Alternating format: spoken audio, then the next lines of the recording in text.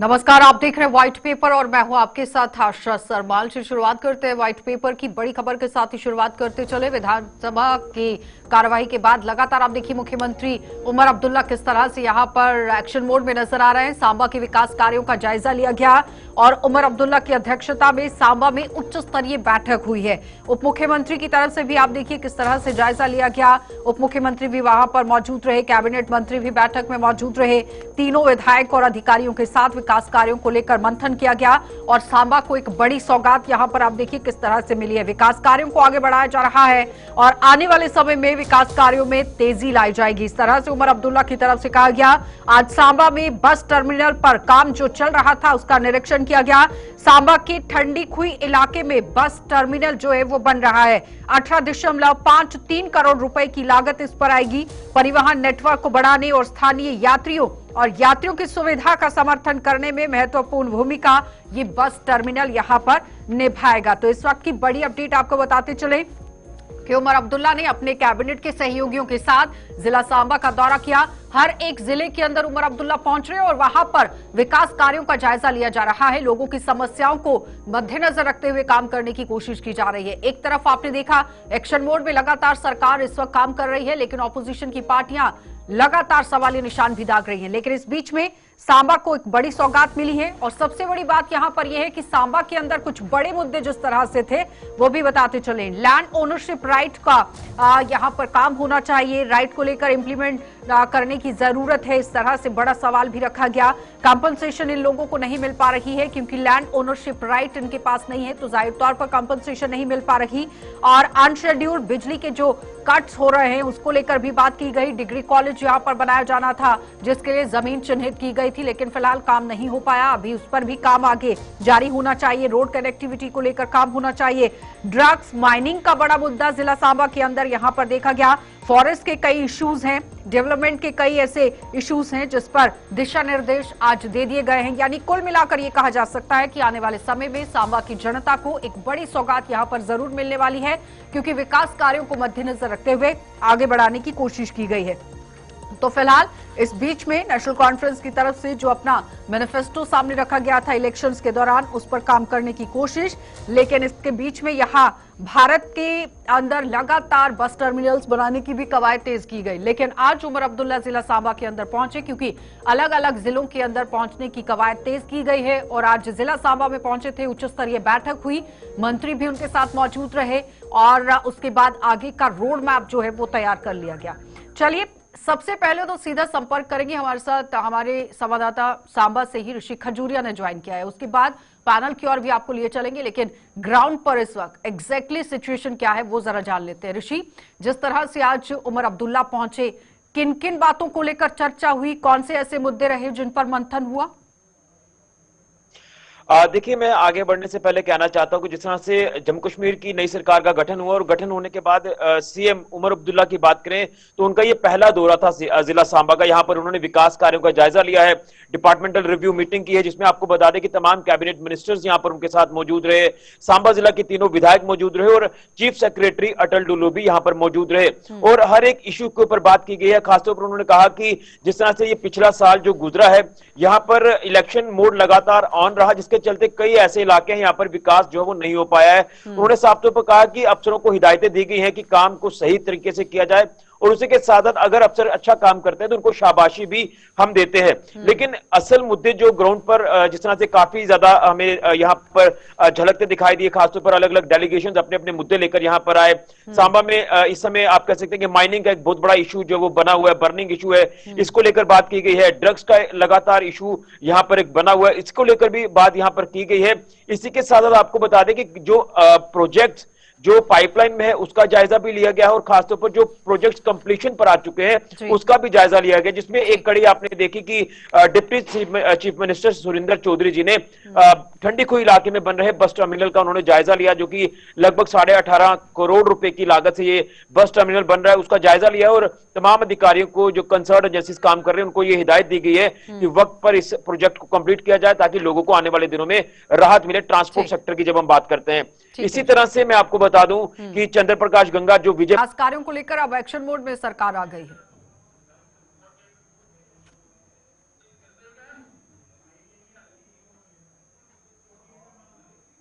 आवाज आ रही है रजनी जी? आपका सवाल नहीं पता लगा। विकास कार्यों को लेकर उमर अब्दुल्ला काम करना शुरू कर चुके हैं, अलग अलग डिस्ट्रिक्ट्स में जा रहे हैं, वहां पर जायजा लेने की कोशिश हो रही है। आज जिला सांबा के अंदर पहुंचे थे। अच्छा जी, आपकी आवाज नहीं है। इमरान नबी डाल रहा है हमारे साथ। आवाज आ रही है क्या इमरान जी? तो लगातार आपको बताते चले कि जिला सांबा के अंदर पहुंचे और वहां पर जायजा लिया गया है कि विकास कार्य किस तरह से होने। लेकिन फिलहाल 18.53 करोड़ रुपए की लागत से बस टर्मिनल बनाया जाएगा, जो कि जम्मू कश्मीर के जिला सांबा की अगर बात करें तो ये पुरानी मांग लोगों की यहां पर रही है, क्योंकि आवाजाही के लिए लोगों को परेशानी बहुत तरीके से होती थी। अब ये बस टर्मिनल बनने के बाद यात्रियों को भी यहाँ सहूलियत होगी और उसके बाद आम जनता को भी सहूलियत होगी। लेकिन इस बीच में जिस तरह से बड़े मुद्दे यहां पर रखे गए हैं, जहां गिनाया गया कि लैंड ओनरशिप राइट को इंप्लीमेंट करने की जरूरत है, इस पर कितने समय में मुहर लगेगी, किस तरह से सरकार काम करेगी, ये देखना जरूरी रहेगा। कंपनसेशन नहीं मिल पा रही है, मुआवजा लोगों को अभी तक नहीं मिल पाया है। जहां पर आपने देखा कि आर्मी में अगर आर्मी एरिया के अंदर जगह किसी की आ गई है तो फिर किस तरह से कंपनसेशन उन्हें दिया गया है। उसके बाद अनशेड्यूल्ड कट यहां पर जो बिजली के हो रहे हैं, ये एक बड़ा मुद्दा लोगों की तरफ से रखा गया। रजनी जी, आवाज आ रही है क्या? आ रही है, कट कट के आ रही है आपकी आवाज जी, बोलिए। रजनी जी, उमर अब्दुल्ला सांबा पहुंचे थे, उस पर जवाब दीजिए। विकास कार्यों को लेकर उन्होंने अपना काम शुरू कर दिया है, यानी कुल मिलाकर हम ये कह सकते हैं नेशनल कॉन्फ्रेंस सरकार अब एक्शन मोड में नजर आ रही है। देखिए अच्छा जी, बड़ा अच्छा है मुख्यमंत्री जी की तरफ रुख किया है। उन्होंने अलग अलग जिलों में जाए, लोगों की समस्याओं को सुन रहे हैं, मगर नतीजा लोगों की समस्याओं का समाधान होगा। 2 महीने हो गए हैं सरकार को बने हुए। मैनिफेस्टो के जितने पॉइंट्स आशा जी अभी कोई भी पॉइंट को किया गया जो लोगों को चाहिए थी, वोट देंगे और सरकार करेगी, उसके ऊपर कोई नहीं हुआ है। जो मैंने बात की थी डेली वेजेस सबसे पहले वो अभी तक सॉल्व नहीं हुआ है। लोगों जानने से मुझे नहीं लगता कि लोग सेटिस्फाइड होंगे कि ये अपने काम को लेकर कैबिनेट मंत्रियों को भेज रहे हैं, सरप्राइज विजिट्स भी कर रहे हैं, कभी पीडब्ल्यूडी के ऑफिस में, कभी अलग अलग डिपार्टमेंट सस्पेंड भी कर रहे हैं ऑफिसर्स को। क्या ये लोगों की अपेक्षाओं के अनुकूल है? लोगों ने वोट इनको अपने पूरा न कर पाए। 2 महीने एक सरकार को चलाने के लिए बहुत जो इन्होंने अभी तक नहीं। मुझे लगता है तो फिर से एक बनानी पड़ेगी कि ये सिर्फ विजिट करने से मसले हल होंगे। ठीक है इमरान जी, वो कह रहे हैं कि लोग पता नहीं अभी सेटिस्फाई होंगे या नहीं, सवाल दाग दिया उन्होंने। लेकिन सवाल यहाँ पर यह भी रखा गया है कि जिस तरह से लैंड ओनरशिप राइट को इंप्लीमेंट करने की जरूरत है, ये भी सरकार का जिम्मा है। सरकार को इस वक्त ध्यान देने की जरूरत है। अनशेड्यूल्ड बिजली के कट हैं, उस तरफ ध्यान देने की जरूरत है। डिग्री कॉलेज के लिए जगह चिन्हित की गई थी, लेकिन रोड कनेक्टिविटी देखकर उसका काम भी शुरू करने की जरूरत है।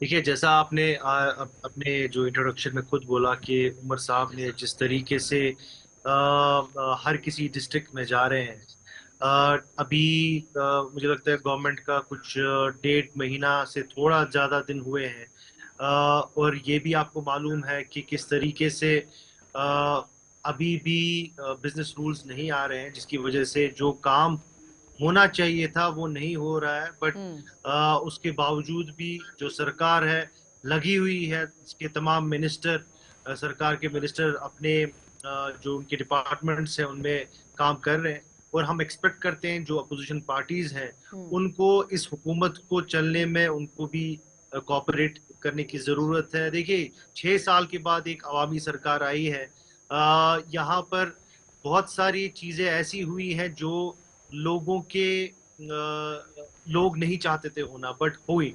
और एक अनअकाउंटेबल सिस्टम सा बना था कि जहाँ पर जो ऑफिशियल्स हैं उन्होंने वादा किया यहाँ के लोगों के साथ कि जल्द से जल्द यहाँ पे स्टेटहुड देंगे वो, तो अपनी कमिटमेंट तो पूरी करें।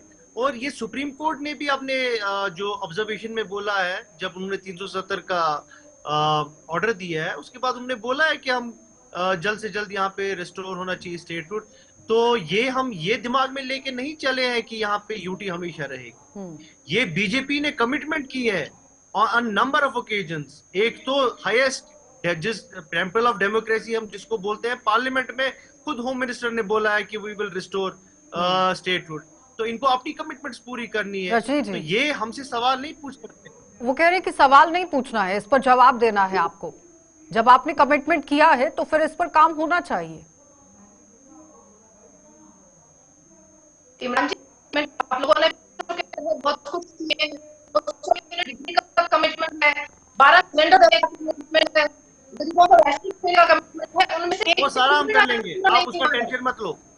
जितना हमने मैनिफेस्टो में जो प्रोमिसेस किए हैं, 12 प्रोमिसेस, 25 गारंटीज की बात की है, आप मेरी बात एक सेकेंड, आप मेरी बात, वो नेशनल कॉन्फ्रेंस की हुकूमत पूरा कंप्लीट करेगी, वो हम कमिटेड है। आप अपना बोलिए, बीजेपी क्या कर रही है? What is BJP doing?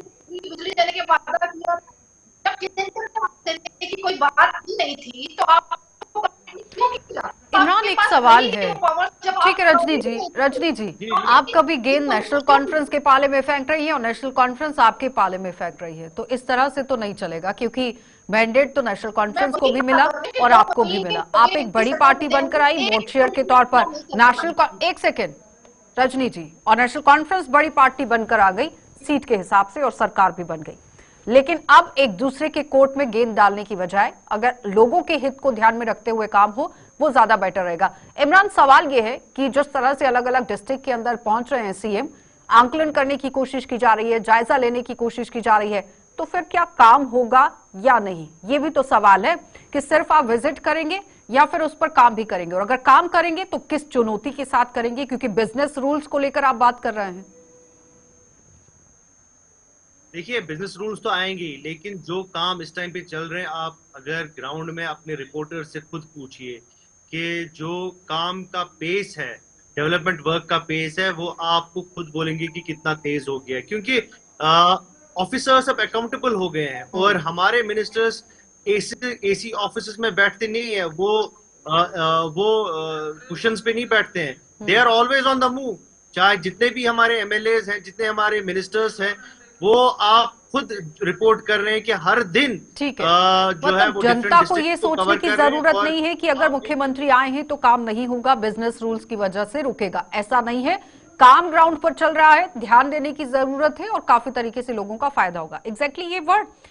अब अगला सवाल रजनी जी से भी रहेगा, लेकिन उससे पहले लेंगे एक छोट आंसरेबल नहीं थे लोगों के, अब एक सिस्टम बदला है, अब लोगों की सरकार आई है और मुझे लगता है कि आप दो महीने की हम बात कर रहे हैं, थोड़ा टाइम दीजिए। ये जो उमर अब्दुल्ला की सरकार है, जो हमने वादे किए हैं, जो प्रॉमिसेस किए हैं नेशनल कॉन्फ्रेंस के मैनिफेस्टो में, उन सब चीजों पे काम होगा। ऑलरेडी हमने 3-4 इश्यूज को रिजॉल्व किया है। इसके बाद उमर साहब ने जो कैटेगोरिकली बोला कि मार्च से 200 यूनिट भी फ्री दिए जाएंगे और भी बहुत सारी चीजें होंगी। ये गवर्नमेंट इन एक्शन है मैनिफेस्टो पर काम करना चाहते हैं और काम हमने शुरू भी कर दिया है, लेकिन उससे पहले बिजनेस रूल्स आने की जरूरत है। कब तक बिजनेस रूल आएंगे, क्योंकि पिछली डिबेट में जब आप बैठी थी तो आपने कहा कि हफ्ता 10 दिन में यहाँ पर बिजनेस रूल्स जो है वो आ जाएंगे, लेकिन उसकी वजह से लोगों का काम सफर हो रहा है, इतना तो समझती है रजनी जी? अच्छा जी, मुझे लगता है कि आप सबने एक जो एजेंडा आज तक का इंटरव्यू देखा होगा, उन्होंने बिजनेस लेकर ये जवाब दिया कि महीने का बिजनेस हो जाएंगे। मुख्यमंत्री जी को मुख्य ये है कि बिजनेस रूल्स का जो बात की जनवरी तक बिजनेस रूल मिल जाएंगे। उन्होंने ये भी किया कि ऐसा नहीं है कि पावर्स हमारे पास नहीं है, हम फर्स्ट काम कर रहे हैं, सारे इश्यूज हम सॉल्व कर रहे हैं। ये प्रोपेगेंडा चल रहा है हमारे पास पावर्स नहीं है। जब मुख्यमंत्री जी खुद बोल रहे हैं कि उनके पास सारे पावर्स हैं, मुझे लगता है कोई एक्सक्यूज नहीं मिल सकता कि अभी काम नहीं हो रहा है। ये उनके प्रवक्ता बिल्कुल चैनल में बैठे हुए हैं कि मुख्यमंत्री जी कह रहे हैं कि बिजनेस रूल्स को लेकर उनको आश्वासन किया है केंद्र की तरफ से, तभी उनकी ये ओपनली कि जनवरी। ठीक है इमरान जी, वो कह रहे हैं कि डिप्टी सीएम तो खुद ही कह रहे हैं कि हमारे पास तो सारी पावर्स हैं, कौन कह रहा है पावर्स नहीं है, तो फिर बिजनेस रूल्स की इतनी जल्दी क्या जरूरत है? और एजेंडा में जिस तरह से उन्होंने कह दिया कि बहुत ही जल्द आ जाएगा, तो फिर अपना काम करिए, परेशानी क्या है? देखिए, पावर्स तो बिल्कुल डिप्टी सीएम साहब ने बोला है, ठीक है। बट इनको भी मालूम है कि एक यूटी में काम करने के लिए शायद इनको ये मालूम नहीं है कि बिजनेस रूल्स होते हैं। कोई हिंदुस्तान की जितनी भी यूटीज हैं जहां पर एलजी होता है, उसमें division of powers and division of rules जो अप्लाई होते हैं, एक तो एलजी पे और एक तो सीएम पे, और ये रूल्स आते हैं एमएचए से। और एमएचए किसके पास है? वो बीजेपी के पास है। अब पहले तो स्टेटहुड की बात की जा रही थी। इलेक्शन से पहले बीजेपी बार बार बोल रही थी कि इलेक्शन खत्म होंगे हम स्टेटहुड देंगे। खुद यहाँ तक कि प्राइम मिनिस्टर ने यहाँ पर आके लाल चौक में, जब उन्होंने इलेक्शन कैंपेन चल रहा था और उन्होंने वादा किया था लोगों के साथ कि इलेक्शन खत्म होगा और यहाँ स्टेटहुड मिलेगा, वो आप भी गवाह है, अभी तक स्टेटहुड नहीं आया और स्टेटहुड का कोई टाइम फ्रेम नहीं दिया जा रहा है। अब ये एक बेसिक चीज है जिसको ये जो बीजेपी की स्पोक्स पर्सन है ये बोल रही है, कंफ्यूज करने की कोशिश की जा रही है लोगों को कि डिप्टी सीएम एक बात बोल। देखिए, आपको ये समझना पड़ेगा कि ये एक टेक्निकल इशू है जिसका रेजोल्यूशन सिर्फ और सिर्फ एमएचए से हो सकता है। अगर वो चाहते हैं कि यहाँ पर लोगों के मसले हल हो, अगर वो चाहते हैं कि यहाँ जो अवामी सरकार आई है वो काम कर पाए, अगर वो चाहते हैं कि यहाँ जो बेरोजगारी है उस पे लगाम लगे, अगर वो चाहते हैं कि जो इन्फ्लेशन खत्म हो, अगर वो चाहते हैं कि डेवलपमेंट वर्क तेजी करे, तो अमित शाह जी को रिलीज करने चाहिए बिजनेस रूल। वो किस चीज का वेट कर रहे हैं? रजनी जी जवाब दीजिए। वो कह रहे हैं कि अगर आप लोग चाहते हैं कि डेवलपमेंट के जो काम है वो बढ़े तो जल्द से जल्द काम होना चाहिए, क्यों वो देरी की जा रही है? अच्छा जी, मेरा सवाल फिर से एनसीपी है। चुनाव लड़ा था, इनको पता था कि या तो ये चुनाव लड़ते ना, उनको कोई कमिटमेंट ही नहीं कि चुनाव लड़ने के बाद ही आपको स्टेटहुड का दर्जा दिया जाएगा। उन्होंने कहा था कि आने पर स्टेटहुड का दर्जा दिया जाएगा, फिक्स नहीं किया गया था कि कामों से भागने के काम ना करने के लिए ये बार-बार स्टेटहुड का बहाना कर, उन्होंने अपने मैनिफेस्टो मेंशन नहीं किया था। इमरान, वो कह रहे हैं कि इलेक्शन से तो पहले ही आप लोग जानते थे कि यूटी है, यूटी के अंदर अगर सरकार बनेगी तो पावर्स किस तरह से रहेंगी, क्योंकि सेक्शन 55 पहले से ही इम्पोज था। नहीं, वो बात तो बिल्कुल सही है, बट मैं बात कर रहा हूँ जो कमिटमेंट्स हुई हैं, जो असेंबली पार्लियामेंट में होम मिनिस्टर ने खुद कमिटमेंट दी है और जो on the floor of the parliament का वोट शेयर के तौर पर आप भी बड़ी पार्टी यहाँ पर बनकर आए हैं जम्मू कश्मीर के अंदर, लोगों की तरफ से मैंडेट आपको भी दिया गया है। आपको नहीं लगता है कि आपके लोगों की भी जिम्मेदारी बनती है कि यहाँ पर संसद के अंदर इस मुद्दे को उठाया जाए कि जल्द से जल्द राज्य का दर्जा बहाल किया जाए, बिल को पेश किया जाए, उस पर चर्चा की जाए? जी बिल्कुल, परसेंटेज पे हम नंबर 1 पे हैं जम्मू कश्मीर में। सीट समागम है, लोगों अपेक्षा पे खरा कोशिश कर रहे हैं।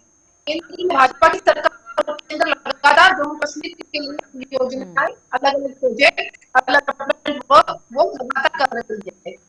रही बात राज्य के दर्जे की, ये हमारे में बैठे प्रधानमंत्री मोदी जी, अमित शाह जी, सबने एक आवाज में बोला है कि सही समय आने पर स्टेटहुड दिया जाएगा। अभी ये यूटी के तहत काम कर रहा है, मुझे लग रहा है कि सरकार भी यूटी के तहत ही बनती, उसकी कैसे काम कर रहा है। लोग उसी समय का इंतजार कर रहे हैं कि वो उचित समय कब आएगा। आपने तारिक हामिद करा को नहीं सुना, उन्होंने कहा कि ऐसा ना हो कि लोग सड़कों पर आ जाएं, और केंद्र सरकार की मंशा नहीं लग रही है बिल्कुल राज्य के दर्जे को लेकर। बात करते हैं मोदी के काम पर, मोदी जो करेंगे जम्मू कश्मीर के लिए बहुत अच्छा करेंगे, क्योंकि पॉलिटिकल पार्टीज ने जम्मू कश्मीर ले ली, और अगर जम्मू कश्मीर कहीं ना कहीं पर रजनी जी, हर डिबेट में एक सवाल बार बार घूम रहा है। एक्सपर्ट्स कह रहे हैं कि अगर बिजनेस रूल्स लाए जा रहे हैं तो फिर राज्य का दर्जा बहाल होने का सवाल ही पैदा नहीं होता।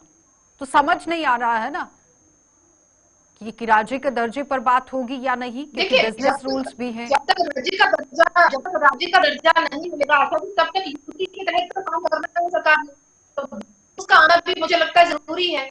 राज्य का दर्जा कब मिलेगा तो केंद्र ठीक है। पावर्स के अकॉर्डिंग इमरान जी, पावर्स वो कह रहे हैं बिजनेस रूल्स का आना भी जरूरी है जब तक स्टेटहुड नहीं आता है तो।